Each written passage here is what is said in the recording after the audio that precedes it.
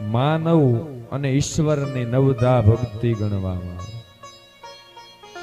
દરેક માનવીએ તે માટે કોશિશ કરવી જોઈએ.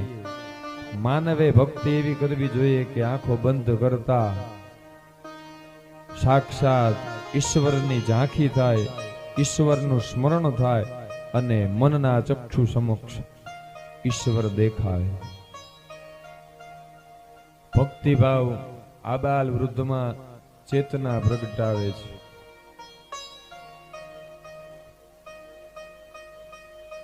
ઈશ્વરના ધ્યાન અને જપ દ્વારા ઈશ્વરની પ્રાપ્તિ કરી શકાય.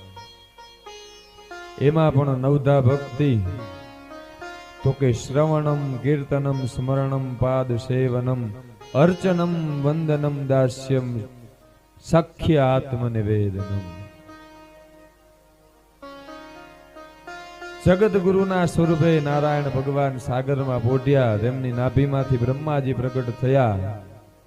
નારાયણ ભગવાને બ્રહ્માજીને ચતુશ્લોકની ભાગવત કહી. બ્રહ્માજીએ નારદને, નારદજીએ વેદવ્યાસને અને વેદવ્યાસે પોતાના પુત્ર સુખદેવને કહી સંભળાવ્યું. વેદવ્યાસજીએ શ્રીમદ ભાગવત રચતા પહેલા મહાભારતની રચના કરી. માનવ જીવન સાથે જન્મ મૃત્યુ નિશ્ચિત છે.